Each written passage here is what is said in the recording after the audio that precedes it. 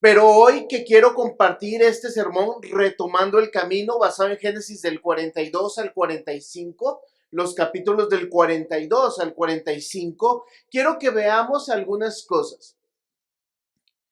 Dios quiere que retomemos el camino. Muchas veces nos encontramos perdidos, muchas veces decimos, ¿para dónde voy a seguir? ¿Cómo voy a continuar? Realmente me encuentro en una situación de vida que no es la que quiero, realmente siento que estoy bien, pero no estoy haciendo lo que Dios quiere y realmente no sé si estoy dentro o en el camino del Señor. Y esta lección es una lección que José junto con sus hermanos van a tener que enfrentar. El proceso del hambre había llegado al mundo conocido. Egipto estaba preparado y había pasado 7 años recaudando los fondos alimenticios para sostenerse. Pero no solamente a través de la vida y la bendición y la administración de José había alcanzado para esto, sino que había alcanzado para bendecir a otros pueblos y comenzaban a vender el alimento y esto iba a ser un medio para que Egipto se enriqueciera grandemente y para que tomara poder. Y lo que sucede es que el hambre llega hasta la región en donde está su padre y sus hermanos, hijos, y los hermanos y el padre de José muy conocidos por nosotros, porque Israel está ya pasando hambre junto con sus hijos y las familias ya de sus hijos. Y él les llama y les dice, necesitan ir a Egipto para comprar alimento. Y llegan y comienzan a darse cuenta y van a comenzarse a darse cuenta de todo lo que ha sucedido, todo lo que ha pasado y lo que Dios ha querido y está obrando en la vida de ellos. Y esto es parte de lo que nosotros tenemos que tener. Dios ha estado obrando en nuestras vidas, Dios ha estado actuando en nuestras vidas, pero muchas veces hemos perdido la percepción de cómo es que Dios está actuando, de cómo Dios ha estado obrando y cómo Dios quiere seguir obrando en nuestras vidas. Pero tenemos que reconocer varias cosas que quiero que me acompañes a ver. Primero, para retomar el camino tenemos que entender el proceso y el camino transcurrido. El proceso transcurrido es muy importante en nuestras vidas porque muchas veces no aprendemos a ver que lo que hemos vivido es parte de la realidad de lo que somos y de lo que tenemos que hacer. Y podemos ver este aspecto porque generalmente no podemos distinguir en nuestra realidad qué es de Dios y qué no es de Dios. Y muchas cosas van a estar confundidas en nuestra vida, pero tenemos que aprender a tomar un todo y sacarle un provecho. Hay un refrán que dice por ahí que si la vida te da limones, haz limonada.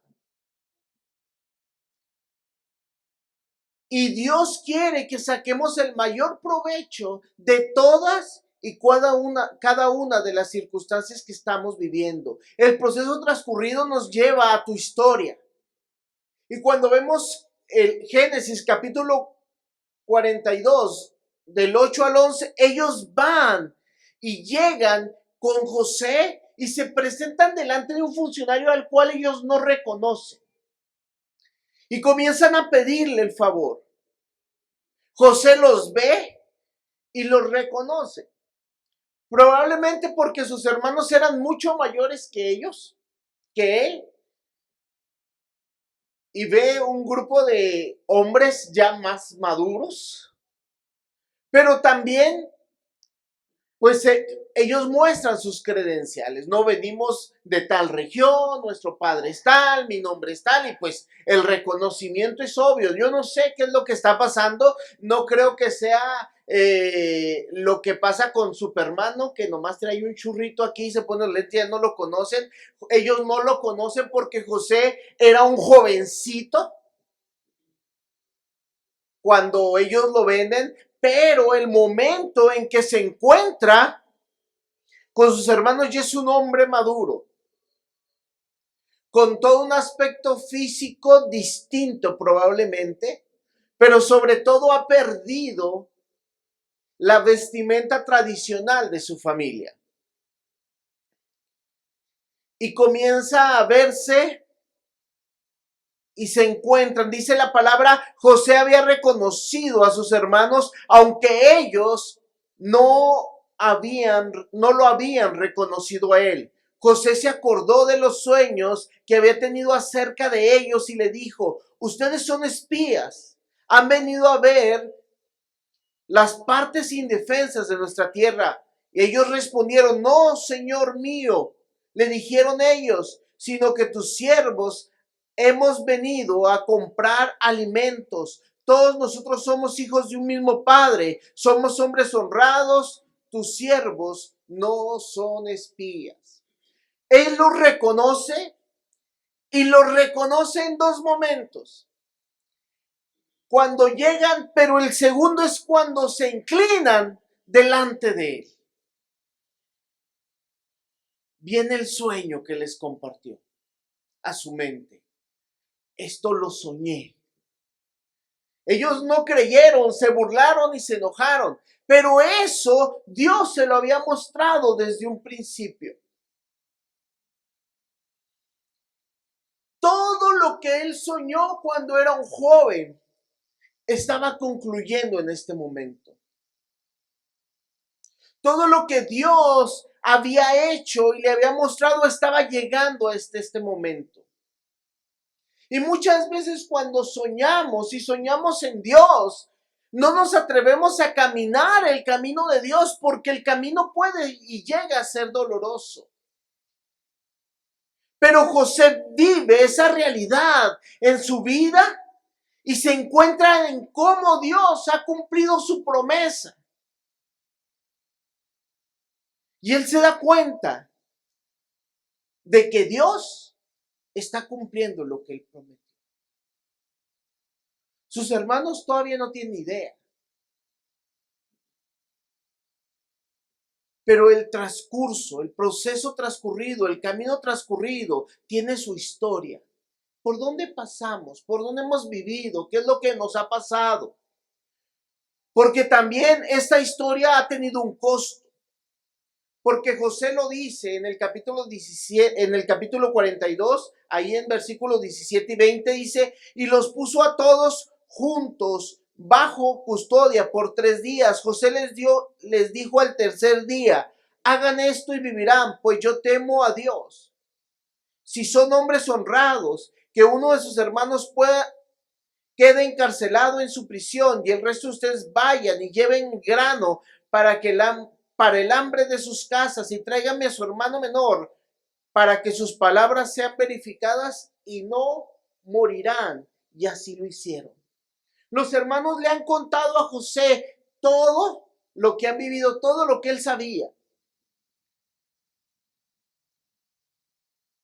Él no conocía a este Benjamín, no había tenido ese contacto con el hermano menor, y ellos le cuentan de ellos. Y es su hermano de mismo padre y de misma madre.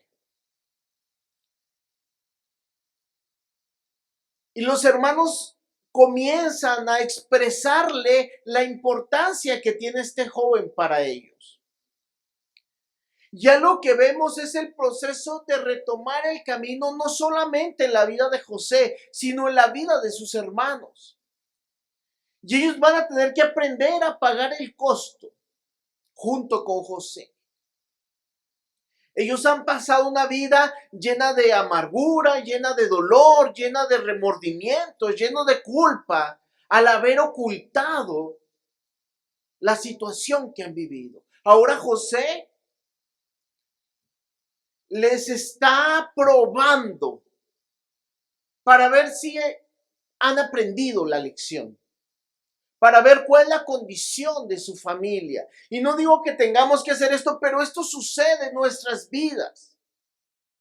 Y veíamos la semana pasada cómo José puede decidir el perdonar y el pasar la página, y aunque la palabra nos dice que olvidó, porque así le pone a sus hijos,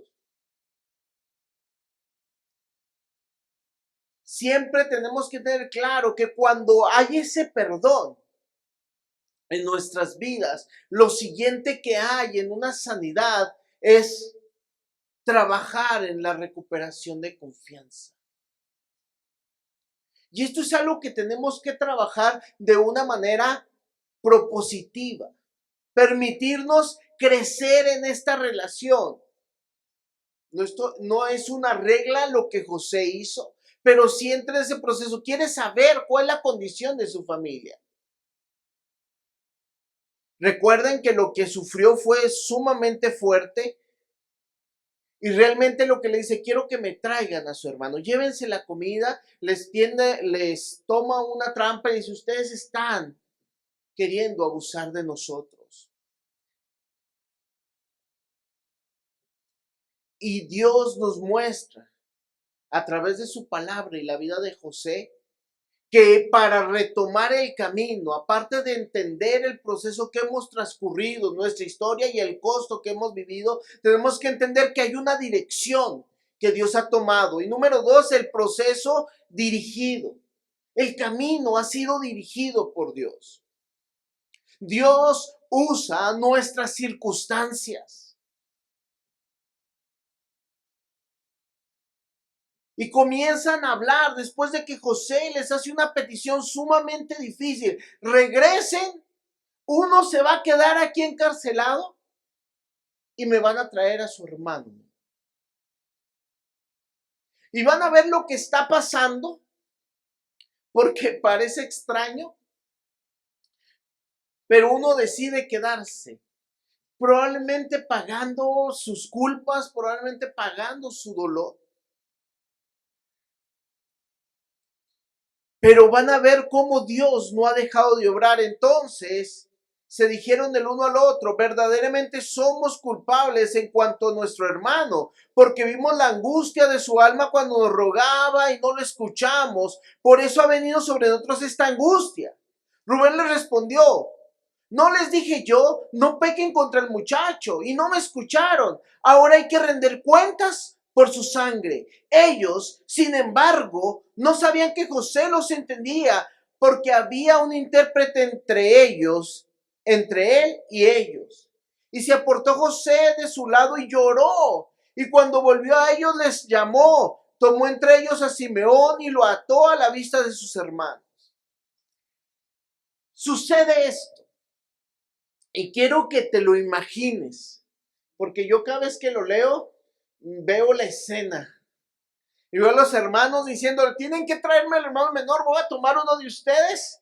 Pero ellos comienzan a decir, como dijéramos nosotros, ya nos cayó el chahuistle, ya nos cacharon.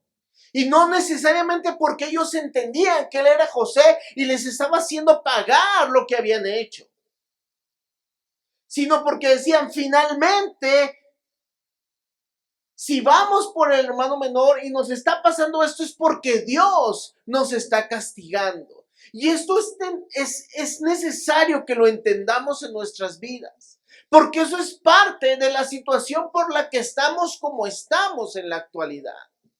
Muchas veces creemos que si nos va mal, es que Dios nos está castigando, es que Dios se está cobrando los errores de nuestro pasado.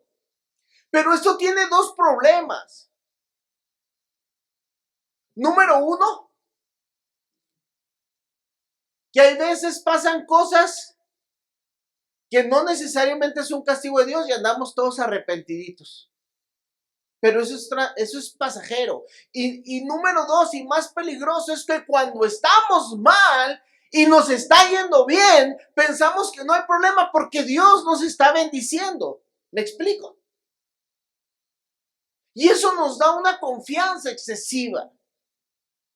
Y eso nos mete en problemas en nuestras vidas. Esto es básicamente lo que nos ha estado pasando durante todo este tiempo que hemos vivido, unos años sumamente complicados en cuestión de salud, de problemas económicos, situación social, que hemos vivido desde el 2020.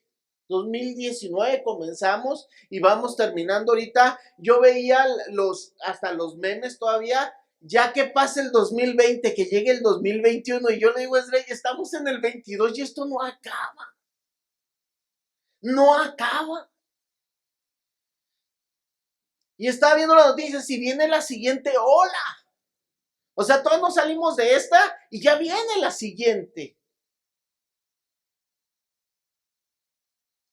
Y he platicado con amigos, porque pues soy pastor y tengo muchos amigos pastores en todo el país, en otros países, y la situación que estamos viviendo en las iglesias es la situación que nos estamos confrontando nosotros.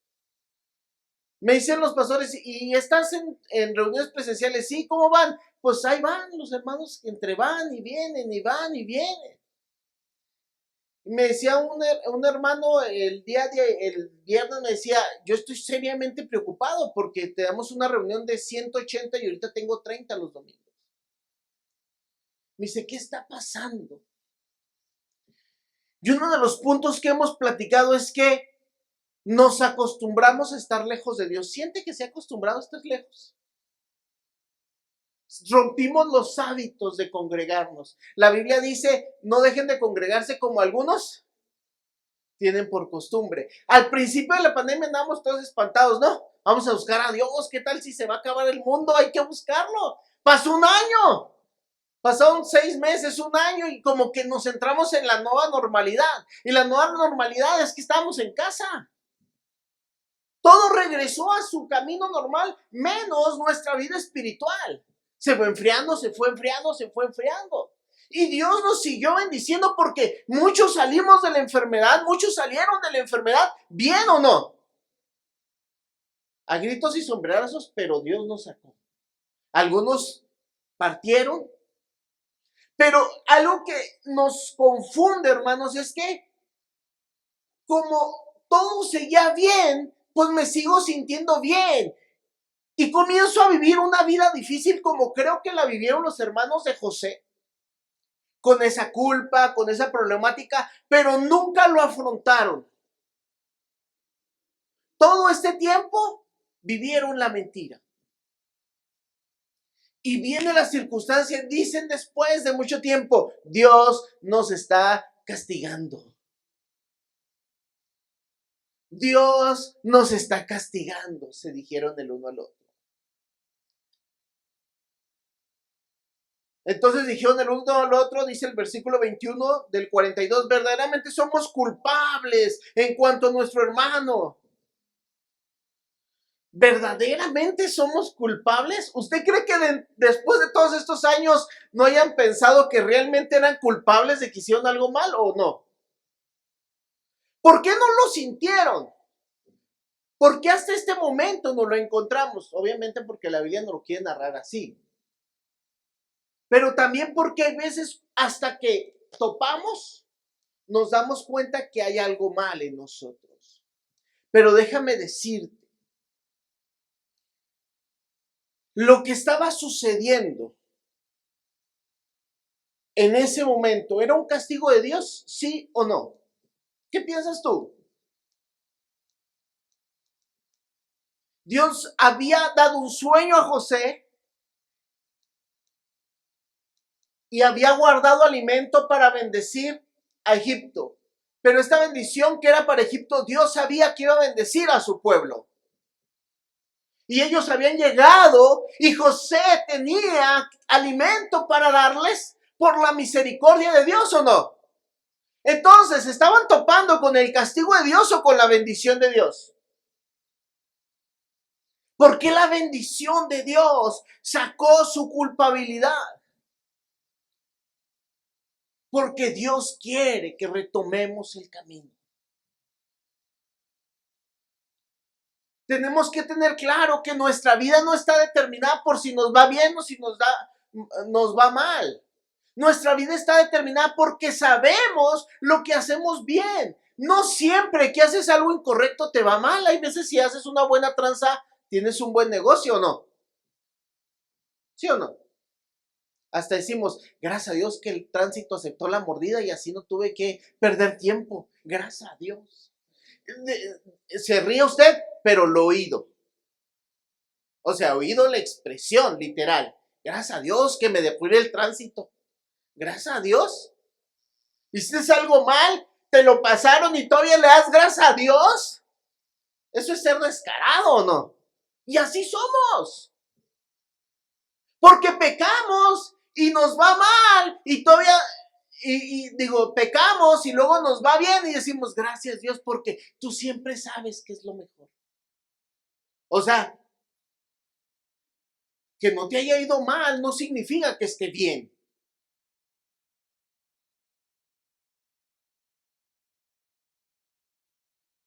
Ni que te está yendo bien significa que tu vida está bien delante de Dios. Lo único que determina que tu vida esté bien delante de Dios es lo que Jesús hizo, no lo que tú haces. Por eso es fácil que señalemos a la gente, le está yendo mal porque es re pecador. ¿Y lo señalamos o no? ¿Le pasó eso por pecador?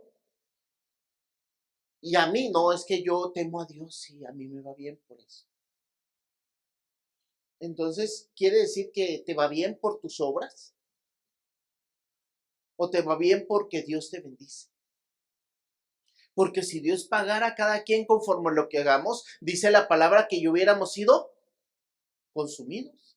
Si no fuera por las misericordias de Dios, ya hubiéramos sido consumidos. Hermanos, tenemos que entender que nuestras circunstancias no determinan si Dios está conmigo o no. Dios está contigo a pesar de tus circunstancias. Dios tiene misericordia de ti, te da oportunidades para que nos arrepintamos y volvamos a Él y le busquemos y nos pongamos a cuenta con Él. Por su amor y su misericordia. Es lo que estaba mostrando en la vida de los hermanos de José.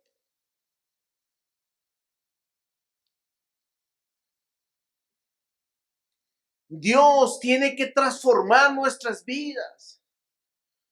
El proceso es dirigido porque Dios tiene un afán, un interés, transformación de vida para una relación personal con Él. Judá dijo a su padre Israel, y nos vamos hasta el capítulo 43 del 8 al 10. Y aquí está algo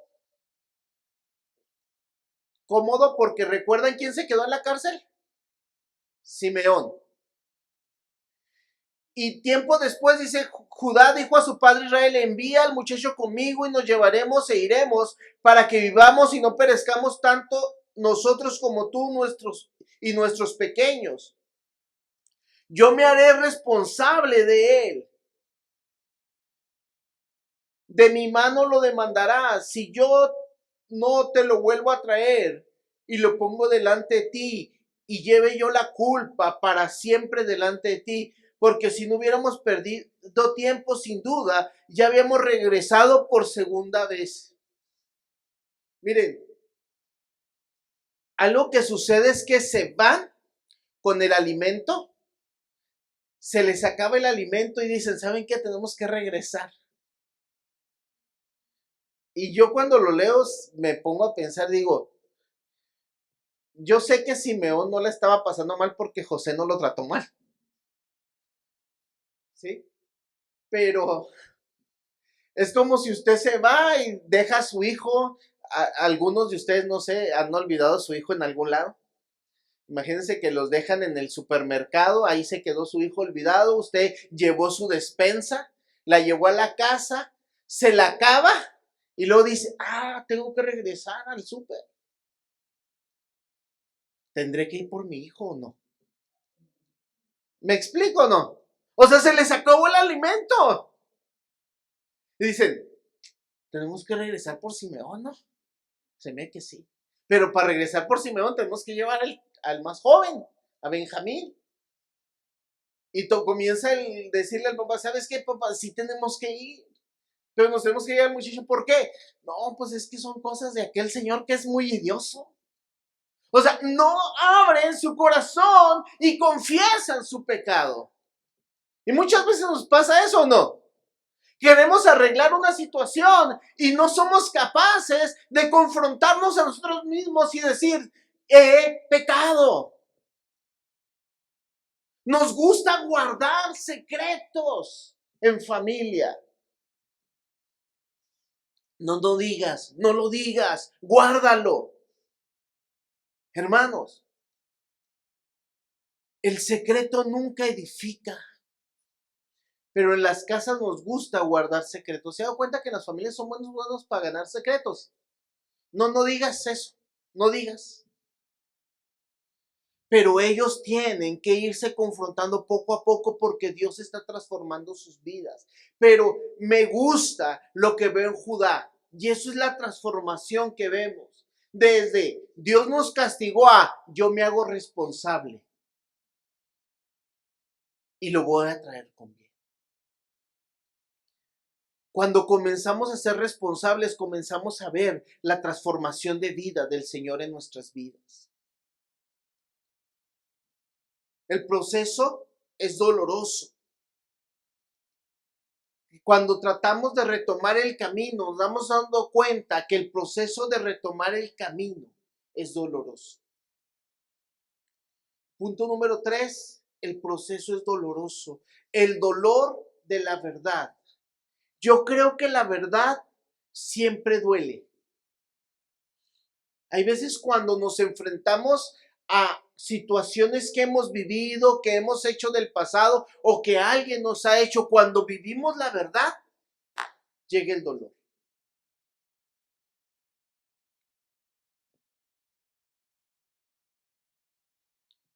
Pero el dolor de la sanidad es bueno en nuestras vidas, porque lo podemos expresar.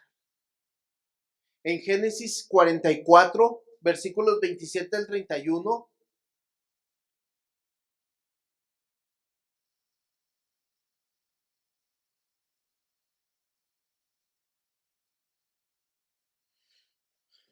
dice, y mi padre, su siervo, nos dijo, ustedes saben que mi mujer me dio a luz 2 hijos. Uno salió de mi lado y dije, seguro que ha sido despedazado. Y no lo he visto desde entonces. Si también se llevan a este de mi presencia, algo malo sucede, ustedes harán descender mis canas con dolor al Seol. Ahora pues, cuando yo vuelva a mi padre, su siervo, el muchacho, no estaré con nosotros, no esté con nosotros, como su vida está ligada a la vida del muchacho, sucederá que cuando él vea que el muchacho no está con nosotros, morirá. Así pues, sus siervos harán descender las canas de nuestro padre, su siervo, con dolor al Seol. José vuelve a hacer algo parecido. Los acusa y el culpable del robo de unas piezas de oro resulta ser Benjamín, entre comillas. Y José dice, discúlpeme, pero este muchacho me quiso robar, por tanto, se va a quedar preso. Los hermanos de José se angustiaron. Imagínense, Judá había dado su palabra.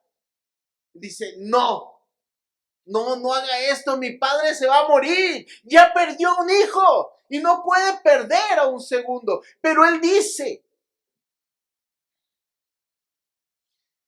mi padre, su siervo, nos dijo, ustedes saben que mi mujer me dio 2 hijos, el uno salió de mi lado y le dije, seguro que ha sido despedazado y no lo he visto desde entonces.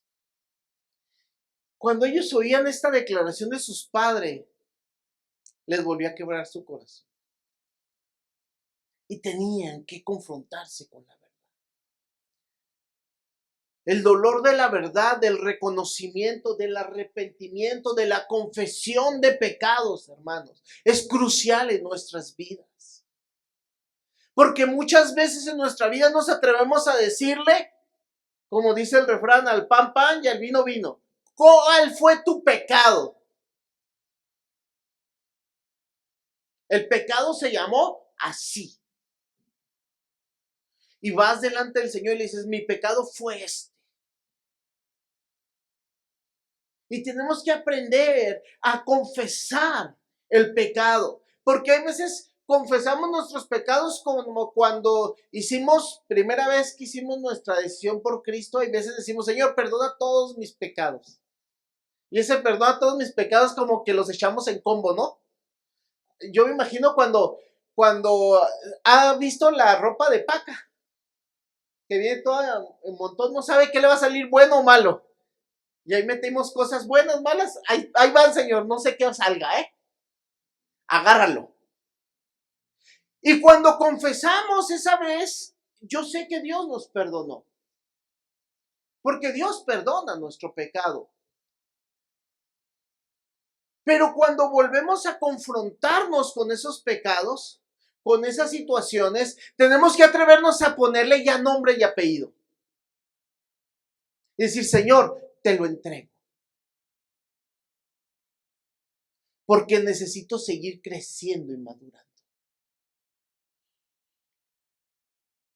Imagínense estos hijos de Israel, unos viejonones, ya hombres grandes, maduros, todavía hablando a medias con su papá. ¿Se los imagina o no?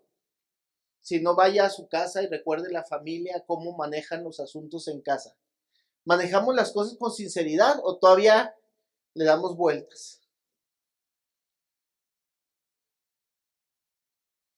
Hemos dejado de decirle en casa cómo son las cosas y ser honestos en lo que hicimos mal. El dolor de la realidad se ve expuesto. Y José ya no puede contener más la situación. El versículo 45 del 1 al 3 nos dice, José ya no pudo contenerse delante de todos los que estaban junto a él y exclamó, hagan salir a todos de mi lado y no puedo hablar. Y no había nadie con él cuando José se dio a conocer a sus hermanos. Lloró tan fuertemente que lo oyeron los egipcios y la casa de Faraón se enteró de ello. José dijo a sus hermanos, yo soy José. ¿Vive todavía mi padre? Pero sus hermanos no podían contestarle porque estaban atónitos delante de él. Estaban atónitos delante de él. José rompe el silencio, ve el dolor de sus hermanos y se revela delante de ellos. Y eso me gusta, porque hasta este momento los hermanos no terminan de ser totalmente francos. ¿Se fija o no?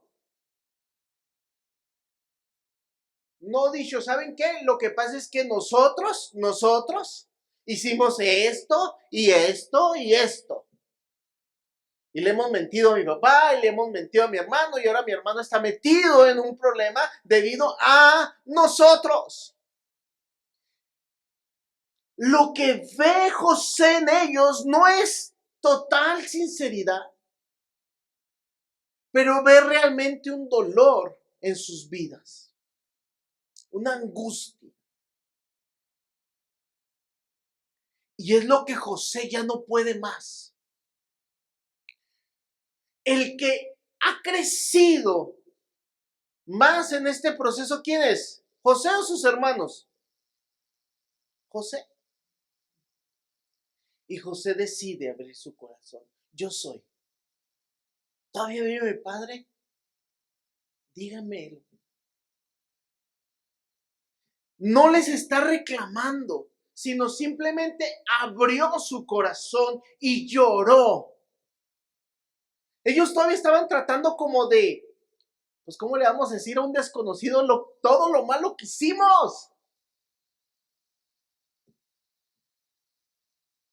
Pero el proceso doloroso y el dolor de la realidad, ellos lo están asumiendo, pero José también lo asume. Pero hay veces, hermanos, esperamos en nuestros procesos que el otro sufra más que uno. ¿Se ha fijado o no? Hay veces nos montamos en nuestro macho, hasta que él lo reconozca, yo lo reconozco. ¿No? José llegó a un punto en que yo creo que su amor, su relación con Dios lo rompió. Y aunque él no hizo nada, él puede hacer algo más para que esta situación sea mejor. Retoma el camino dando pasos de valor y se enfrenta a sus hermanos, no con un enojo, aunque ellos se asustan más. Si antes estaban asustados, dice, ahora sí. Si antes nos traía soleados con que si le robamos, que si no le robamos, que vayan, que traigan, que esto, ahora, pero él rompe en llanto. Y en nuestras vidas, para retomar el camino, necesitamos ver los procesos transcurridos, cómo van dirigiéndose y cómo ha sido doloroso, pero también siempre, no lo olvidemos, reconocer el proceso de bendición. ¿Qué ha hecho Dios en nuestras vidas? Número 4, el proceso de bendición es sumamente importante para nosotros, porque en nuestros caminos hemos sido bendecidos por Dios. José asume el costo de la bendición. José dijo a sus hermanos, acérquense a mí. Y ellos se acercaron y les dijo, yo soy su hermano José, a quien ustedes vendieron a Egipto. De veras, yo me lo imagino cuando les dice, a los que ustedes vendieron a Egipto, dijeron, hasta ahí llegamos. Pero vean la siguiente frase, el versículo 5. Ahora pues, no se entristezcan, ni les pese el haberme vendido aquí. Pues para preservar vidas me envió Dios delante de ustedes. Las palabras de José me siguen retumbando en mi mente y en mi corazón.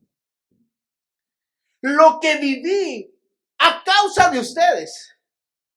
Gachos mala onda. Traicioneros come cuando hay. Bueno, eso me lo admiré porque yo lo hubiera dicho aparte de todo lo bueno, ¿ah? Dice, porque les dice, ustedes me vendieron a Egipto, no lo han reconocido, pero yo sí lo reconozco. Espérense, no se entristezcan, no se agüiten, pues Dios todo lo ha hecho con un propósito.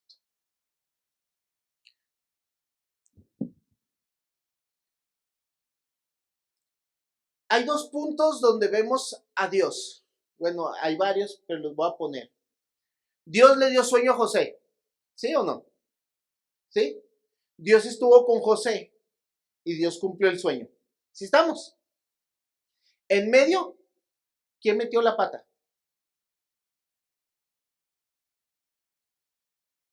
¿Los hermanos o no? Es mi postura personal que Dios no le dijo a los hermanos de José, véndalo. ¿Se me explica?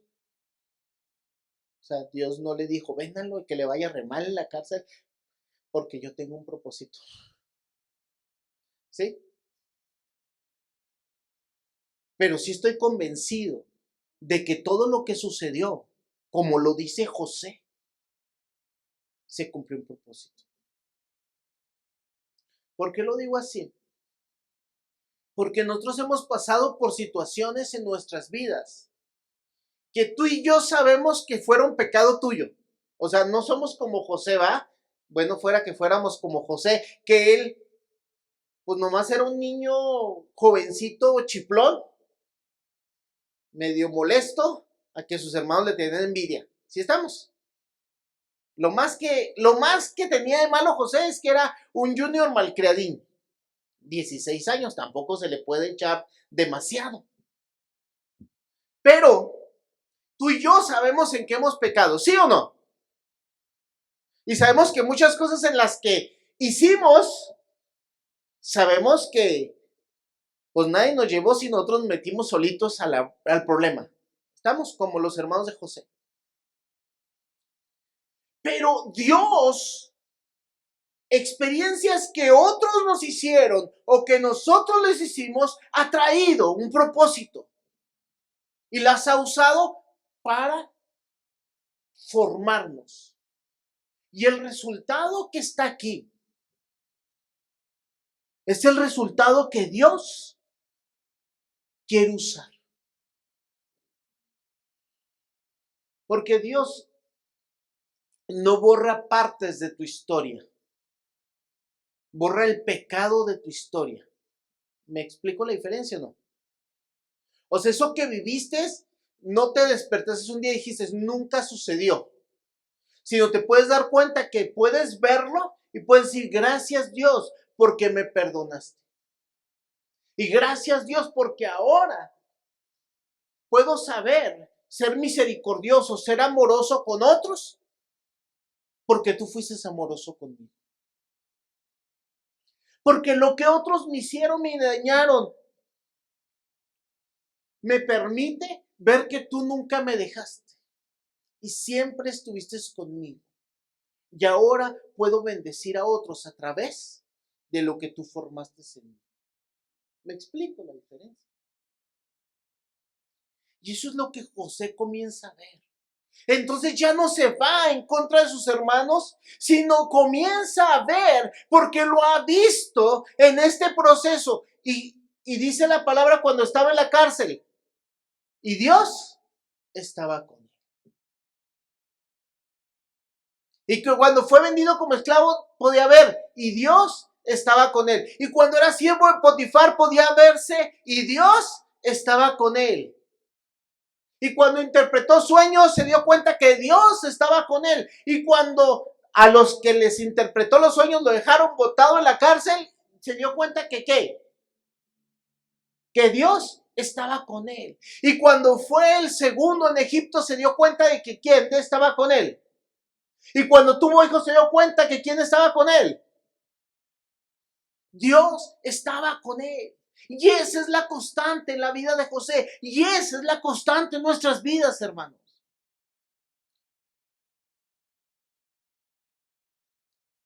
Así que nuestro corazón, como el corazón de los hermanos de José, digamos, no nos entristezcamos. Dios ha estado con nosotros porque Él quiere preservar vidas a través de nosotros, hermanos. Y no que alimentemos a multitudes, sino que llevemos el evangelio y la misericordia de Dios a otros. Hermanos, si unos somos testigos del amor, la misericordia, el perdón y la gracia de Dios, somos tú y yo. Porque si estamos aquí no fuimos porque somos buenos, porque Dios nos vio mejores que a otros y porque Dios nos eligió porque sí sobre otros. Tú estás aquí porque eres el fruto de la gracia y la misericordia de Dios. Y eso es lo que llevamos a otros. Si Dios tuvo gracia y misericordia en mi vida, ¿por qué no la va a tener en otros?